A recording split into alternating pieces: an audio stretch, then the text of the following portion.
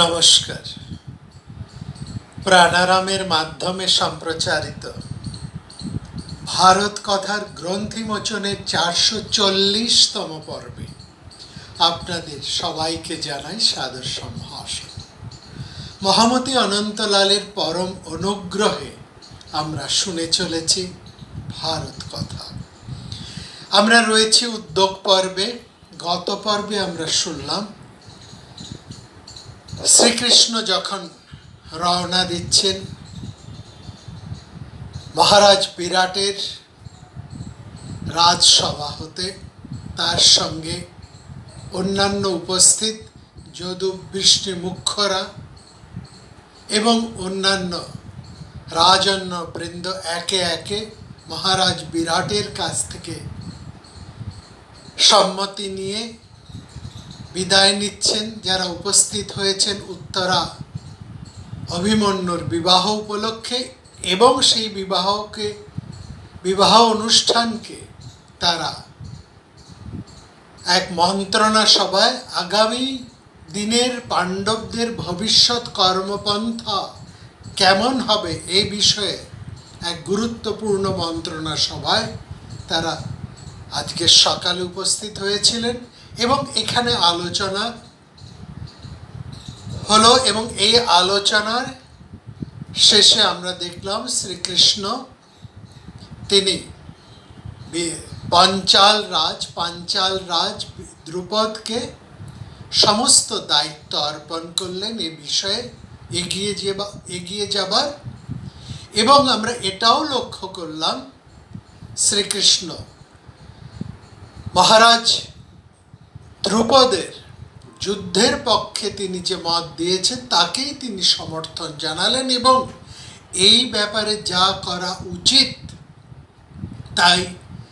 তাতেই তাদের সভার প্রত্যেকের অর্থাৎ যদুবৃষ্ণীদের সম্পূর্ণ সমর্থন আছেন এবং তারা শিষ্যের মতন মহারাজ দ্রুপদের মত অনুসারে তাকে সমর্থন করবেন এবং একজোট হয়ে যদুবৃষ্ণী কুকুর সাত্যত ভোজ সমগ্র 18টি সংঘ একজোট হয়ে তারা পাঞ্চালদের সাথে কাঁধে কাঁধ মিলিয়ে পাণ্ডবদের স্বার্থে প্রয়োজনে যুদ্ধে অবতীর্ণ হবেন।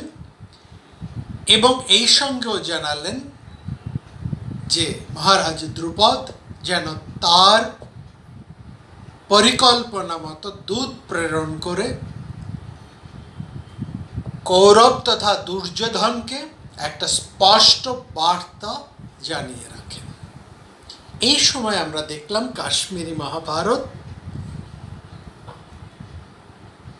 কাশ্মীরি মহাভারতের একটি বিশেষ পাঠে এই শ্রীকৃষ্ণ যখন চলে যাচ্ছেন তার উদ্দেশ্যে বলা হচ্ছে, প্রবল বাগ্মী পুরুষ জেনেদং জানতে সর্বং স্বয়ং জ্যোতির্ভবতি তদ্ভাষা ভাষ্যতে জগৎ।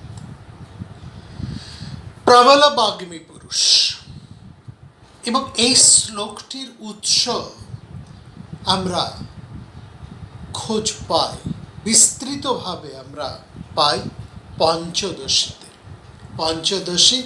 3য় অধ্যায় 2-3টি শ্লোকের মধ্যে। এই শ্লোকটির সম্পূর্ণ ব্যাখ্যা অপূর্বভাবে করেছেন স্বামী বিদ্যারণ্য। একই সঙ্গে আমরা কঠ উপনিষদ, মুন্ডক উপনিষদ, শ্বেত অশ্বতর উপনিষদ এবং বৃহদারণ্যক উপনিষদে আমরা এর একই রকমের বক্তব্য সেখানেও শুনতে পাই। একে একে আমরা আসবো, কারণ এই শ্লোকটি নিয়ে আমাদের একটু আলোচনা করতে হবে। আমরা বলেছি মহাভারতের মধ্যে বিভিন্ন দর্শন উঠে এসেছে, বেদান্ত দর্শন সহ অন্যান্য দর্শনের আলোচনা রয়েছে। এই যে শ্লোকটি এর আগে একটি শ্লোকের কথা আমরা বলেছি, এটিও বেদান্ত দর্শনের একটি মহামন্ত্র জাপ আমরা পঞ্চদশীতে পেয়েছি। এটিও আমরা পঞ্চদশীর মধ্যে দীর্ঘ আলোচনা 2-3টি শ্লোক ধরে স্বামী বিদ্যারণ্যক চমৎকারভাবে তার আলোচনা করেছে, তার বিশদ ব্যাখ্যা করেছে। এবং এই গুরুত্বপূর্ণ আলোচনা আমরা পাচ্ছি পঞ্চকোষ বিবেক এই নামক এই তৃতীয় অধ্যায় পঞ্চদশী। প্রথমে আমরা যে কথাটা পাই প্রবল বাগ্মী পুরুষ, এটা কিন্তু পঞ্চদশীতে নেই, অন্যান্য কোনো উপনিষদে নেই, এটি এই মহাভারতের এই বিশেষ পাঠের মধ্যেই আছে। কৃষ্ণকে বলা হচ্ছে বাগ্মী পুরুষ, শুধু বাগ্মী পুরুষ নয়, বলা হচ্ছে প্রবল বাগ্মী পুরুষ। প্রবল মানে শক্তিমান, অত্যন্ত বিখ্যাত। তিনি বাগ্মিতা তার একটা বিশেষ গুণ। এই প্রবল শব্দের মধ্যে হচ্ছে তার একটা বিশেষ গুণ। আমরা মহাভারতে নারদের কথা শুনেছি।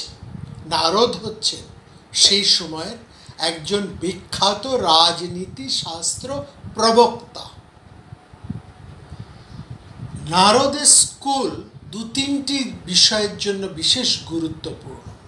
একটি হচ্ছে রাজনীতি শাস্ত্র, অন্যটি হচ্ছে বিশেষভাবে সঙ্গীত, সুর, তাল এসবের জন্য। এছাড়াও নারদের আরও বিভিন্ন শাস্ত্রে তার অনেক অবদান আছে।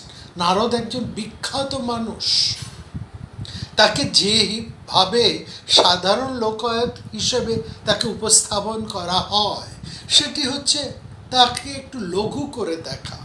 আসলে নারদ এতটাই বিখ্যাত যে নারদ নিজেই একটি প্রতিষ্ঠান, এবং পরবর্তী সময়ে সেই প্রতিষ্ঠানের যিনি প্রধান তিনিও নারদ নামে বিখ্যাত হয়ে এসেছে। সুতরাং মহাভারতের বিভিন্ন জায়গায় আমরা যে যত নারদের নাম পাই, ভাববেন না তিনি হচ্ছেন সেই মূল নারদ নয়।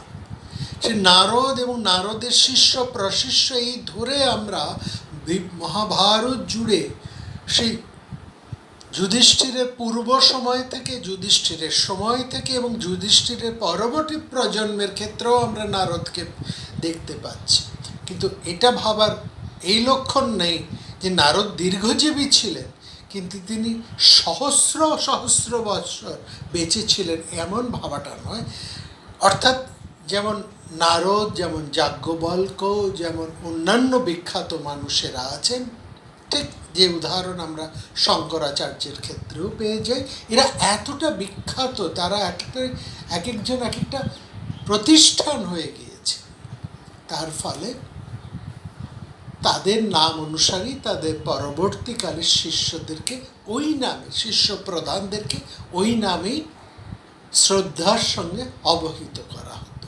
ঠিক যেমন আমরা দেখি কোনো একটি বিখ্যাত ক্ষত্রিয় বংশের রাজারা তার পরবর্তী কালে তার অধস্তনদের মধ্যে যিনি বিখ্যাত হন, তার মধ্যেও তিনি কিন্তু ওই নামে বেঁচে থাকেন। যেমন ভারতবর্ষ বললে এই পাণ্ডব কৌরবদেরকে সম্বোধন করা হয়েছে, তাদেরকে পুরু বলা হয়েছে, এরকম বিভিন্ন নামে তাদেরকে সম্বোধিত করা হচ্ছে। অর্থাৎ বিখ্যাত মানুষেরাও কিন্তু পরবর্তী অধস্তনেদের কীর্তির মধ্যে দিয়ে স্বনামে দীর্ঘজীবী বা অমৃত হয়ে থাকে, নিত্য হয়ে থাকে। এই নারদও তাই। যাই হোক, আমরা নারদদের যে কথাটি বলা, যে নারদ এরকে আমরা দেখেছিলাম তিনি উপস্থিত হয়েছেন মহারাজ যুধিষ্ঠিরের সেই ইন্দ্রপ্রস্থের সভায়। রাজসূয় যজ্ঞ যখন আরম্ভ হবে ঠিক তার প্রাক মুহূর্তে নারদ সেখানে উপস্থিত হয়েছেন, এবং সেখানে তিনি যুধিষ্ঠিরকে রাজনৈতিক শিক্ষা দিচ্ছেন। এবং সেখানে বলছে, নারদ জিজ্ঞেস করছেন, একজন রাজার অন্তত 6টি বিশেষ গুণ থাকা প্রয়োজন, তোমার সেই 6টি গুণ আছে তো? সেখানে যে 6টি গুণের কথা তিনি বলেছেন তার প্রথম গুণটির কথাই নারদ কিন্তু বলেছেন, একজন রাজাকে ভালো বক্তা হতে হবে। অর্থাৎ বাগ্মিতা না থাকলে একজন রাজা ভালো রাজা হয়ে উঠতে পারেন না।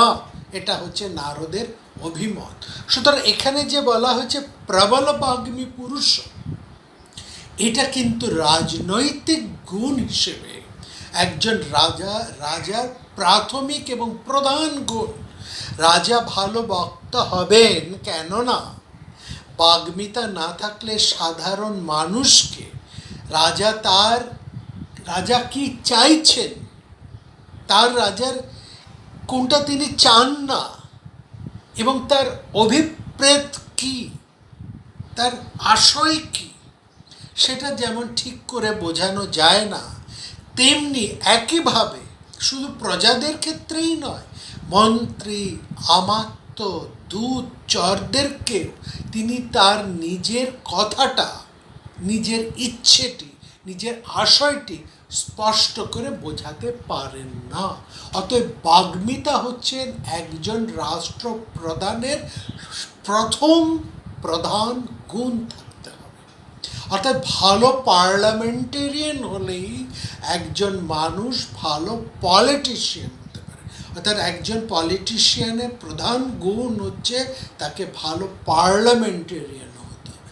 পার্লামেন্টেরিয়ান অর্থ তিনি যুক্তির মাধ্যমে, কূটযুক্তির মাধ্যমে অত্যন্ত স্পষ্ট করে নিজের ইচ্ছেটি, নিজের স্বার্থটি সার্থকভাবে প্রতিষ্ঠা করতে পারে। এই জন্য বাগ্মিতা থাকা একটা রাষ্ট্রপ্রধানের সর্বপ্রধান গুণ এবং নারদের মধ্যে প্রধান গুণ।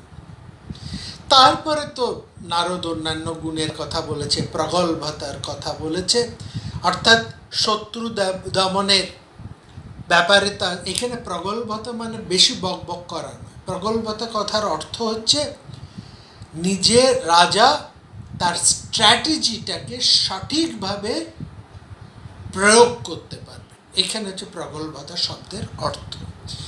তারপরে তাকে থাকতে হবে তার মেধা, তারপরে তার ন্যায়, নয় এবং অপনয়, তারপরে তার কর নীতি, জনকল্যাণ, রাজা স্মৃতি ইত্যাদি ইত্যাদি 6টি গুণের কথা এখানে বলেছে। এই 6টি গুণ কিন্তু নারদের মধ্যেও যথেষ্ট ছিল বলেই তিনি একজন প্রখর রাজনৈতিক শাস্ত্রবেত্তা হতে পেরেছেন। এবং যুধিষ্ঠিরকেও তিনি যখন রাজনীতির কথা বলছেন, প্রথমেই বলছেন তোমার মধ্যে এই 6টা গুণ আছে। তো এখানে শ্রীকৃষ্ণ কি বলছেন? প্রবল বাগ্মী পুরুষ। অবশ্যই কৃষ্ণ বাগ্মী পুরুষ। বাগ্মী পুরুষ বলেই তো তিনি শ্রেষ্ঠ কূটনৈতিক ব্যক্তিত্ব, প্রবল ধুরন্ধর পুরুষ। দেখুন না, এখানে তিনি নিজের স্বার্থ কাউকে না চটিয়ে, কাউকে ভৎসনা না করে, কোনো তর্জন গর্জন কিচ্ছু না করে কেমন সুন্দরভাবে তিনি নিজের উদ্দেশ্যটি এখানে সম্পাদন তিনি চেয়েছিলেন। তিনি জানেন, এটি তিনি খুব ভালো করেই জানেন। মহারাজ দ্রুপদ জানেন কৌরবদেরকে, আর কৃষ্ণ চেনেন না কৌরবদের মানসিকতা, কৃষ্ণ বোঝেন না এটা কি হয়। তিনি দ্রুপদের থেকেও ভালো করে কৌরব রাজনীতির ছবিটিকে খুব ভালো করে চেনেন। কৌরবদের প্রত্যেকের মানসিকতা কৃষ্ণ খুব ভালো করেই চেনেন, এবং সেখানে তিনি নিজের কূটনৈতিক ব্যক্তিত্বকে এমনভাবে প্রতিস্থাপন করবেন যেখানে তিনি রক্তক্ষয় না করে, সবচাইতে বড় জিনিস যেটি, রক্তক্ষয় না করে নিজের উদ্দেশ্য স্থাপন। যুদ্ধ কিন্তু একেবারে শেষ অস্ত্র। যুদ্ধের আগে যদি কথার মাধ্যমে, দ্রুত কৌশলের মাধ্যমে যুদ্ধ না করে যদি নিজেদের মধ্যে বা পররাষ্ট্রের সাথে কূটবুদ্ধির মাধ্যমে, পলিটিক্স মাধ্যমে নিজের স্বার্থকে সাধন করা যায়, তার থেকে শ্রেষ্ঠ রাজনৈতিক প্রজ্ঞা আর কিছু হতে পারে না। রাজনৈতিক গুণও এর থেকে আর বড় বলে কিছু কখনোই প্রতিষ্ঠিত হতে পারে না। অতএব শ্রীকৃষ্ণ এখানে যেটা করছেন, তিনি বাগ্মিতার মধ্যে দিয়ে, এখানে বাগ্মিতা বলতে শুধু কথা বলা নয়, এই বাগ্মিতার সাথে কূটবুদ্ধিতার প্রয়োজনও কিন্তু রয়েছে।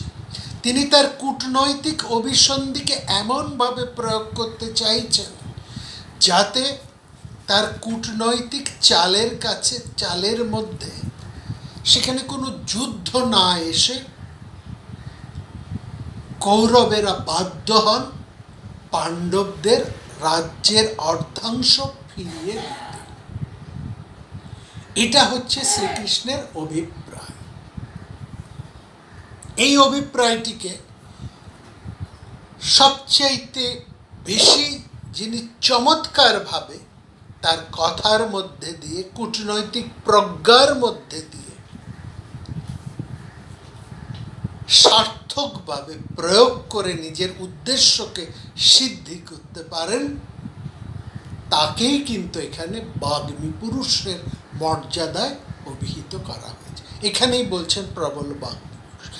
বলেই কেন বলছেন তিনি বাগ্মী পুরুষ, এইটুকু শুধু বলছে না, বলছে জেনেদং জানাতে সর্বং স্বয়ং জ্যোতি ভবতি তদ্ভাষা ভাষ্যতে জগৎ। এটাতে আমাদের ব্যাখ্যাটাকে সম্পূর্ণ করতে হলে আমাদেরকে একটু পঞ্চদশী ওই তৃতীয় অধ্যায়ের মধ্যে আসতে হচ্ছে।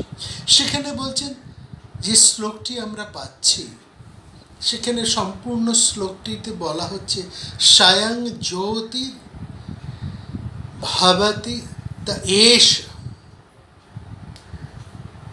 পুর अस्मात् अखिलात् तमेव भान्त अन्नेति तद्भाषा भाष्यते जगत्। एष स्वयं ज्योति भवति, তিনি হচ্ছেন স্বয়ং প্রকাশ স্বরূপ। अस्मात् अखिलं, এই দৃশ্যমান অখিল জগতের উৎপত্তির মূল কারণ তিনি। এই জগতের উৎপত্তি, এই জগৎ সৃষ্টির পূর্বের থেকেই তিনি আছেন এবং তার প্রভাতে, তার কারণে তমেব ভান্তম অন্যেতি, তমেব ভান্তম অনু ইতি, তার প্রকাশের মাধ্যমে তদ্ভাষা জগৎ ভাষ্যতে, তার মাধ্যমে এই জগৎ প্রকাশিত হচ্ছে। অর্থাৎ তিনি যেন এই জগৎ সৃষ্টির পূর্বাহ্নে সেখানে উপস্থিত রয়েছেন, তিনি অনাদি এবং তার মাধ্যমেই এই জগৎ প্রকাশিত হয়। তিনি স্বয়ং প্রকাশ, এই পরিদৃশ্যমান, এই সমস্ত সম্পূর্ণ এই অখিল জগৎ সৃষ্টির পূর্বে হতেই তিনি বিদ্যমান, তার মাধ্যমেই এই জগৎ প্রকাশিত এবং তার প্রকাশের দ্বারাই এই সম্পূর্ণ জগৎ প্রকাশিত হচ্ছে। কেন এই কথাটা বলছে? অর্থাৎ এখানে বোঝার অর্থ এটা, দার্শনিকভাবে এটা যা গুরুত্বই থাকুক না কেন, এখানে মহাভারতকার কি বলতে চাইছেন সেটা আমাদের বোঝার।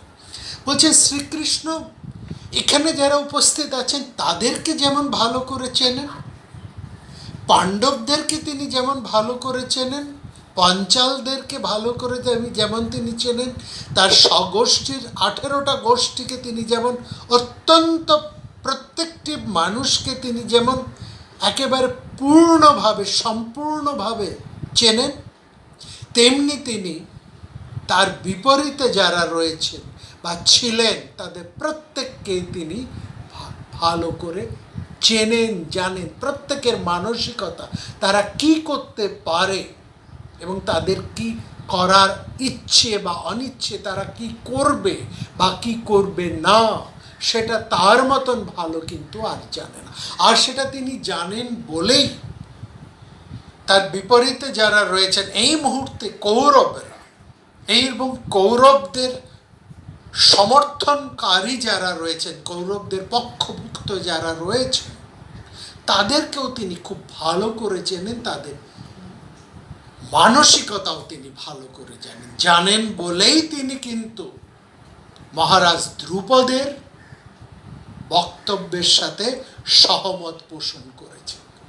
ধ্রুপদ যেখানে বলেছেন যে দুর্যোধনের কাছে গিয়ে এত ভালো ভালো নম্র করে কথা বলে কোনো লাভ নেই, কারণ এইরকম নরমভাবে কথা বললে দুর্যোধনের যা মানসিকতা তাকে তিনি অন্য পক্ষের দুর্বলতা বলেই মনে করবেন। অর্থাৎ দুর্যোধন যে ভাষায় বোঝেন সেই ভাষায় তার সঙ্গে কথা বলা উচিত, এবং শ্রীকৃষ্ণ তাই জানেন। তিনি বলরাম নন যে অন্যগুলো যা বোঝাবে তিনি তাই বুঝবেন। তিনি অনেকটা এগিয়ে ভাবতে পারেন, অনেকটা এগিয়ে বোঝেন। ঠিক ইনি পাচ্ছেন বলেই তিনি কালযবন, হংসক, ডিব্বক, পণ্ডর, বাসুদেব থেকে আরম্ভ করে এবং জরাসন্ধকে তিনি তার নিজের বুদ্ধিতে, পরাক্রমে, অতর্কিতে তিনি তাদেরকে হত্যা করতে পেরেছেন, যেমন পেরেছেন মরু, নরক সহ অন্যান্য যে সমস্ত শক্তিমান শেষকের জরাসন্ধর পক্ষীয় মানুষদেরকে একে একে হত্যা করতে, এবং সেখানে স্বজনবধেও তার হাত কাঁপেনি, কারণ তিনি জানেন এদের একজনকে বেঁচে রাখা মানে ভবিষ্যতের জন্য এরা ভয়ঙ্কর হয়ে উঠতে পারবেন, এবং সেই কথাটাও তিনি কিন্তু পরবর্তী সময়ে যুধিষ্ঠিরকে বলবেন।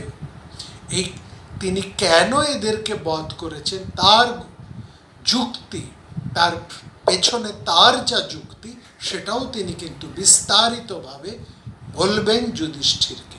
আমরা সেই সবের জন্য শুধুমাত্র এখন অপেক্ষা করছি শ্রীকৃষ্ণ কি বলছেন, তার সম্মুখে আমরা কথাটা শুনতে চাইছি। আমরা আগ বাড়িয়ে কোনো কথা এই মুহূর্তে বলবো না।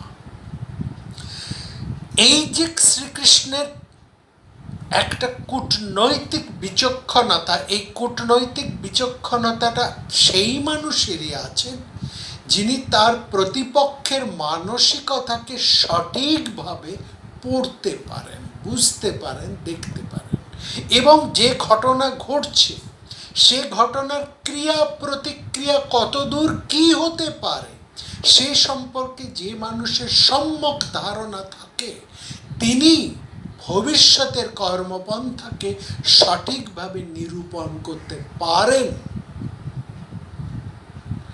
এবং সেই গুণটা তার আছে বলেই সেখানে এক আলংকারিক দার্শনিক ভাষায় শ্রীকৃষ্ণের প্রশস্তি করা হয়েছে। এখানে বলছে জেনেদং জানাতে সর্বং, তিনি সবাইকে খুব ভালো করে জানেন, কারণ এদের যেন শ্রীকৃষ্ণ এদের জন্মের পূর্বেই তিনি জন্মে আছেন তা নন। এখানে শ্রীকৃষ্ণের এটা বিশেষণ হিসাবে তারা মহাভারতকার ওই পাঠে তার স্তুতি করছে, তার গুণাবলীকে এখানে প্রকাশ করছেন। তিনি স্বয়ং তিনি যেন সবাইকে প্রকাশ করছেন, এরকমই তার ক্ষমতা। অর্থাৎ শ্রীকৃষ্ণ যেমন চাইছেন তেমনভাবেই তিনি সম্পূর্ণ মহাভারতের রাজনৈতিক গতি প্রকৃতিকে তিনি পরিচালিত করতে পারছেন, কারণ তদ্ভাষা ভাষ্যতে জগৎ জেনদং জগতে জানতে সর্বং, তিনি যেমন সবাইকে খুব ভালো করে জানেন এবং তার দ্বারাই সময় যেন প্রকাশিত হয়ে আছে। এটাই হচ্ছে শ্রীকৃষ্ণের রাজনৈতিক বুদ্ধি, তার পররাষ্ট্রীয় বুদ্ধি বা তার কূটনৈতিক বুদ্ধি। এই জন্যই শ্রীকৃষ্ণকে বারবার কূটপুরুষ বলা হয়েছে। কূটপুরুষ অর্থাৎ তিনি হৃদয়ের মধ্যে বাস করছেন, প্রত্যেকের হৃদয়ের গোপন গহন খবরটি শ্রীকৃষ্ণ কিন্তু চমৎকারভাবে বুঝতে পারেন, আর তিনি বুঝতে পারেন বলেই তিনি কূটপুরুষ। পরবর্তী সময়ে একে আমরা দার্শনিক ভাবুলতায়, ধর্মীয় ভাবুলতায় যাইভাবে ব্যাখ্যা করি না কেন, এটাই হচ্ছে মূল কথা। বিভিন্ন উপনিষদের মধ্যেও এই শব্দের কিন্তু আমরা ধ্বনি এবং প্রতিধ্বনি পাই। সেখানে কঠোপনিষদ বলছে সূর্য যথা সরবলকুশ চক্ষু না লিপ্যতে চাক্ষুষৈ বাহ্য দোষৈ একস্তত সর্বভূত অন্ত আত্মা ন লিপ্যতে লোক দুঃখে ন বাহ্য। সূর্য যেন সমস্ত লোকের চক্ষুস্বরূপ, অর্থাৎ সূর্য সব কিছুকে প্রকাশ করেন। চোখ কি? চোখ দ্বারা প্রকাশিত হয়। আমরা দেখি জগৎ আমাদের কাছে প্রকাশিত হয় কোন ইন্দ্রিয়ের মাধ্যমে? চক্ষুর দ্বারা। এই সূর্য উদয় হলেই আমরা সমস্ত জগৎকে যেন দেখি। তার আগে আমরা অন্ধকারে সব ডুবে থাকি, কেউ কাউকে চিনতে পারি না, নিজেকেও চিনতে পারি না, অন্যকেও আমরা চিনতে পারি। যে মাত্র আলো উদ্ভাসিত হন, সূর্য উদিত হন, সেই আলোর মধ্যে দিয়েই সমস্ত জগৎ উদ্ভাসিত হয়ে ওঠে, প্রস্ফুটিত হয়ে ওঠেন আমাদের কাছে, প্রাণ প্রস্ফুটিত হয়ে ওঠে। এটা একটা গভীর তাৎপর্য পাই। শ্রীকৃষ্ণ এরকম বলছেন, তার বুদ্ধি এতটাই, তার দূরদৃষ্টি এতটাই, তার কূটনৈতিক পারঙ্গমতাটা এতখানি যে তিনি তার পক্ষভুক্ত এবং বিপক্ষভুক্ত প্রত্যেকটি মানুষের হৃদয়কে পড়তে পারে। He can read between the lines of every action and reaction. তিনি যেন প্রত্যেকটি মানুষের হার্ট, হৃদয়কে তিনি যেন খোলা বইয়ের পাতার মতন দেখতে পান, বুঝতে পান। অতএব প্রত্যেকে কি করবে ভবিষ্যতে, প্রত্যেকে সন্ধি অভিসন্ধি তার বুঝতে কোনো অসুবিধা হয় না। এবং এটা পারেন বলেই তাকে বলা হচ্ছে বিশ্ববিদম বরিষ্ঠ, বরিষ্ঠ পুরুষ তিনি। সেই জন্যই তাকে বলা হয়েছে বিরাট পুরুষ, সেই জন্যই তাকে বলা হয়েছে পুরাণার্ক, পুরাণের সূর্য স্বরূপ তাকে বলা হয়েছে। বারবার তিনি যেন তার ব্যক্তিত্বে, তার বুদ্ধিমত্তায় রাজনৈতিক আকাশকে, রাজনৈতিক সমস্ত ক্রিয়াকে তিনি যেন প্রকাশ করে চলেছেন। তিনি যেমনভাবে চালাচ্ছেন তেমনভাবে সমস্ত রাজনৈতিক ব্যক্তিত্বরা যেন পুতুলের মতন তাকে অনুগমন করে চলেছে, তেমনভাবেই তারা নেচে চলেছে। এমনই তার বুদ্ধিমত্তা, বিচক্ষণতা, দূরদৃষ্টি এবং রাজনৈতিক প্রজ্ঞা। সে তস্যতরের মধ্যে ঠিক ওই একই কথা বলা হচ্ছে, না তত্র সূর্য ভাতি না চন্দ্র তারকং নেমে বিদ্যুৎ ভান্তি কূতায়ম অগ্নি তমেব ভান্তম অনুভাতি সর্বং তস্য ভাসা সর্বমিদং বিভাতি। একই কথাও তো সেই বৃহদারণ্যকেও বলা হচ্ছে, মাত্রাম আপদায় স্বয়ং বিহিত্বা স্বয়ং নিমায় সেন যতীশ সেন ভাষা প্রপশ্যতি अत्र आयं पुरुष स्वयं ज्योति भवति प्रश्यपीति अत्र आयं पुरुष स्वयं ज्योति भवति शेन भाषा प्रश्यपीति। সে একই রকম ভাবে সে মূল শ্রীকৃষ্ণের বন্দনাই করানো হয়। এই বিরাট পুরুষকে বন্দনা করছেন একই ভাবে মহাভারত। এর কথাকার বিভিন্ন জায়গার থেকে তার সূত্র অনুসূত্র আমরা খুঁজে পাচ্ছি। অর্থাৎ সব কিছুর মধ্যে দিয়ে আমাদের বুঝতে হবে সমকালের মধ্যে দাঁড়িয়ে শ্রীকৃষ্ণ সেই সমকালের থেকে কতটা এগিয়ে, কতটা ধুরন্ধর ব্যক্তিত্বপূর্ণ পুরুষ। তার ক্ষমতা, দক্ষতা, বিচক্ষণতা কোন মাত্রায়, তার ধারে কাছে কেউ নেই। কেউ কেউ হয়তো তাকে খানিকটা বুঝতে পারেন, পুরোপুরি তাকে বুঝে ওঠা সম্ভব না। হ্যাঁ, খানিকটা তাকে বুঝেছেন ভীষ্ম, খানিকটা তাকে বুঝেছেন স্বয়ং কৃষ্ণ দ্বৈপায়ন, খানিকটা হয়তো তাকে অনুধাবন করতে পেরেছেন তার কাছে থাকা দুই একজন পুরুষ। অর্জুনও পারেননি তাকে বুঝতে। তার সাথে এতদিন থেকেও তার প্রিয় বন্ধু হওয়া সত্ত্বেও অর্জুনও তাকে ধরতে পারেন। অন্যদের কি কথা। আর গোপীরা, গোপীজন বল্লভেরা তার কাছে তো তাদের সর্বস্বই বিকিয়ে দিয়ে বসে আছে। তো এই হচ্ছে শ্রীকৃষ্ণের বিরাটত্ব, বিশালত্ব। এই জন্য এই ধরনের একজন মানুষ যদি থাকেন, কেন তাকে ঈশ্বরত্বে প্রতিষ্ঠা করা হবে না? আর ঈশ্বরত্বে প্রতিষ্ঠা করা মানে এটা যেন না হয় যে তাকে আমরা ফুলে মালায় চন্দনে ফ্রেমবন্দি করে কোনো একটা মন্দিরে বা কোনো প্রকোষ্ঠের মধ্যে রেখে দেবো, তা নয়। এটা আমাদের বুঝতে হবে তিনি সেই সময়ের একজন চলমান জীবন্ত মানুষ, যিনি সেই সময়ের রাজনৈতিক অঙ্গনকে দাপিয়ে বেড়াচ্ছে। এইটা তিনি মানুষ এবং বিরাট মানুষ, এটি হচ্ছে কথা। তারপরে আরেকটি শ্লোকে সেখানে শ্রীকৃষ্ণকে বন্দনা করেছে সেই মহাভারত কাল। এই যে বন্দনাগুলো কাকে করা হচ্ছে, সেই বন্দনা আসব, আমরা তার আগে একটু কথা বলে নিই। সেটা হচ্ছে এই যে এইখানে আমরা নিশ্চয় এটা আমরা স্বীকার করছি, পরবর্তীকালে সেই স্থানীয় কোনো কবিদের হস্তবলেপন সেই মহাভারতের মধ্যে ঘটেছে। আসুক, কিন্তু সেই মহাকবিরা যারা ব্যাসের রচনার সঙ্গে নিজেদের ভাবকে যুক্ত করে দিয়েছেন, এবং তারা কতটা ধীমান ছিলেন, কতটা পারদর্শী ছিলেন, এবং তারা শ্রীকৃষ্ণকে কতটা হৃদয় দিয়ে বুঝেছেন। এবং শুধু তাই নয়, যে যমুনাকুলের আরেক কৃষ্ণ পুরুষ, তারই সমকালের কিংবা তার থেকে অনেক বয়সে ছোট আরেক কৃষ্ণ পুরুষকে, সেই কৃষ্ণ পুরুষের লীলা যিনি আহ্লাদের সাথে আস্বাদন করে তন্ময় হয়েছিলেন, তার রচনার মধ্যে তিনি যাকে একেবারে ঈশ্বরে প্রতিষ্ঠা করেছেন। খেয়াল রাখবেন, এর সঙ্গেও তিনি কিন্তু একেবারে চোখ বুজেছিলেন না।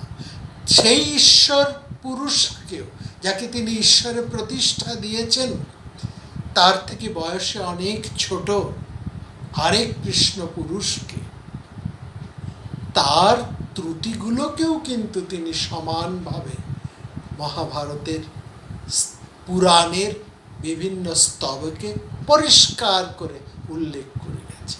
এইখানেই হচ্ছে ব্যাস কবির মানে মহত্ব বা ব্যাস কবির গুরুত্ব, উদারতা, ঔদার্য এবং তার কাব্য বা রচনা প্রভৃতি। এখানে তার বিশালত্বকেও আমাদের খেয়াল রাখতে হবে। তিনি ঈশ্বরত্বের মর্যাদায় কাউকে প্রতিষ্ঠা করছেন বলে তার দোষ ত্রুটিগুলোকে যে তিনি অস্বীকার করছেন তা নয়। যেহেতু তিনি জানেন আদতে এ হচ্ছে একজন মানুষ, তিনি তার কর্ম ক্ষমতা, তার শ্রেষ্ঠত্বে, তার বিশালত্বে, তার প্রভায় তিনি বিরাট হয়ে গিয়েছেন, ঈশ্বরত্বে প্রায় প্রতিষ্ঠিত হয়ে গেছেন, কিন্তু আদতে তো তিনি মানুষ। এবং মানুষ বলেই তার যেমন বিরাট বিরাট গুণ থাকবে, তেমনি তার দোষও থাকবে। এই দোষগুলোকেও তিনি সমানভাবে উপস্থাপন করে 10 দিক 10 মার্গ করে আমাদের সামনে তুলে ধরে তিনি এই কথাটা তা বলতে চাইছেন যে শ্রীকৃষ্ণ আদতে কিন্তু প্রথমে কিন্তু তিনি মানুষ, তারপরে তিনি বিরাট পুরুষ। এবং এই পরবর্তীকালের কবিরা সেই ব্যাস হৃদয়ের অনুবর্তী হয়ে তার হৃদয়কে সম্পূর্ণভাবে আপন হৃদয়ে ধারণ করে সর্বপ্রকার শ্রদ্ধার দ্বারা এবং সমপ্রাণতার দ্বারা এই বিরাট পুরুষকেও তারা অভিনন্দিত করেছেন এই সমস্ত বিভিন্ন বিখ্যাত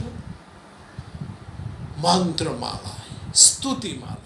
যেসব স্তুতিমালাগুলি পরবর্তীকালে বিভিন্ন দর্শনে আকর হয়ে উঠেছে, বেদান্ত দর্শনের, দ্বৈতাদ্বৈত দর্শনের, দ্বৈতাদ্বৈত দর্শনের এবং অন্যান্য যে 6টি দর্শন আমরা পাচ্ছি, সমস্ত দর্শনের কোথাও কোথাও এই স্তুতিগুলো কোনো না কোনোভাবে নেওয়া হয়েছে, ব্যাখ্যাত হয়েছে। প্রত্যেকের ভাব অনুসারে, ধারণা অনুসারে, যুক্তি অনুসারে তার ব্যাখ্যা করেছেন, গ্রহণ করেছেন। অর্থাৎ মহাভারতের এই ষড়দর্শনের প্রতিষ্ঠাও কিন্তু সমানভাবে রয়েছে, এটিএম, এবং বিভিন্ন জায়গায় এই মণিমুক্তগুলো ছড়ানো রয়েছে। পথ চলতে চলতে অত্যন্ত সতর্কভাবে প্রত্যেকটা শ্লোককে বিভিন্ন পাঠের মধ্যে থেকে আমাদেরকে তুলে নিয়ে আসতে হবে, তাহলেই মহাভারতের সামগ্রিকতা, তার গুরুত্বকে আমরা সঠিকভাবে বুঝতে পারব। শেষ করব আজকের আলোচনা এই কাশ্মীরি মহাভারতের এই অন্য আরেকটি পাঠের মধ্যে। এই ক্ষেত্রে তারা কৃষ্ণকে বন্দনা করেছেন আরেকটি ভাবে, বলছে সবেত্তি বেদং ধর্মং, সবেত্তি বেদং ধর্মং তস্য বেদিতা অন্ন নাস্তি। তিনি সেখানে বলছে সবেত্তি বেদং ধর্মং, তিনি সম্পূর্ণ ধর্মটিকে জানেন বা ধর্মটিকে তিনি ধারণ করে আছেন। তস্য বেদিতা অন্ন নাস্তি, তিনি যা জানেন না অন্য কেউ তা জানে। এখানে ধর্ম বলতে কোন ধর্ম?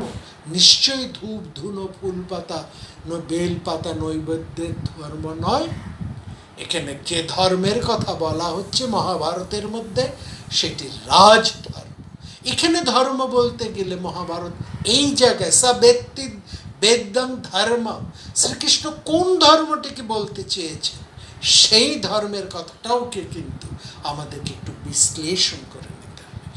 এই ধর্মের কথাটা শ্রীকৃষ্ণ ধর্ম বলতে কোন বা রাজধর্ম বলতে মহাভারত বা শ্রীকৃষ্ণ কি বোঝাতে চাইছেন, সেটা আমরা আলোচনা করব আগামী পর্বে। তারপরে আমরা মহাভারতের উদ্যোগ পর্বের পরবর্তী যে ঘটনাক্রমগুলো ঘটতে চলেছে তার মধ্যে আমরা দৃষ্টি নিবদ্ধ করব। অর্থাৎ প্রত্যেকটা পদক্ষেপে আমাদের যেমন মহাভারতীয় বড় ছোট প্রত্যেকটা চরিত্রকে গুরুত্ব দিয়ে বুঝতে হবে, তাদের আচরণ যাপন, তাদের কথা বলার ধরন, তারা সন্ধি অভিসন্ধি প্রত্যেকটাকে আমাদেরকে খুব সূক্ষ্ম দৃষ্টি দিয়ে বিচার করতে হবে। সবার আগে আমাদের ভালো করে বুঝতে হবে এই কূটপুরুষকে। আগামী পর্বে আমরা এই শ্লোকটি নিয়েই আলোচনা শুরু করে তারপরে পরবর্তী অংশ সময়ে যাব। সবেত্তি বেদং ধর্মং তস্য বেদিতা অন্ন নাস্তি।